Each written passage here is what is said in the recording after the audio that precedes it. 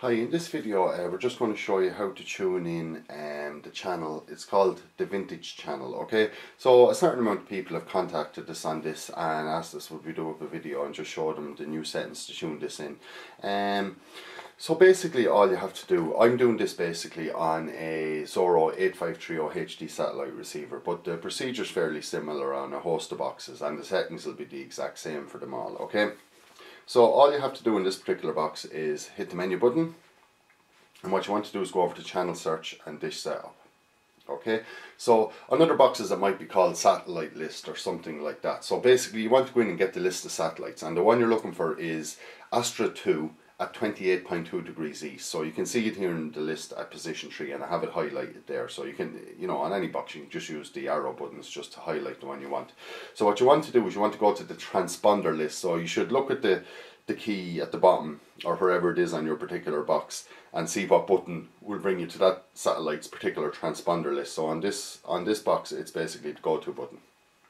Okay, so this will bring you into the transponder list. Now in your transponder list you could have 100 odd transponder settings, okay? So you could scroll down through them all and look for the particular one that you want, but it may not be there. So what I always find is the handiest thing to do is to add the transponder, because A, if you need to add it, you have to add it anyway, and B, if it already exists, it'll tell you, and then you'll know that you won't be having a wild goose chase going through 100 odd transponders looking for the correct settings, okay? So what we're going to do is we're going to add transponder. So on this particular box, it's the red button.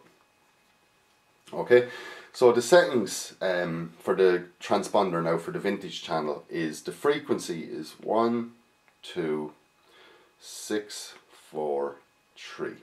Okay, the symbol rate is 27500, and the polarity, is very important, is horizontal, which is H. Okay, so all you have to do is simply press OK, and as you can see there, it added it on to the end of my transponder list in position 110, which means that it didn't exist already. If it had have existed, it would come up on your box something like transponder already exists, what do you want to do, go to it or exit or something like that, but at least you know it was in your transponder list and then you can just scroll down and find it. But if it's not, anyway, it just adds it to it and brings you straight to that particular transponder. So all you have to do now simply is press the blue button. Once you have it highlighted, press the blue button to scan. So scan mode will be default. You don't want the encrypted channels because you wouldn't be able to read them. So basically just the free to air channels, FTA, and service type all, that's fine. So I'll just press OK to scan. So you can see it's very quick. And there you go. All the channels that are on that particular transponder have been scanned in on my box, and it's just saving them now. So the reason you want to do this to actually, just to scan a particular transponder is if you had to scan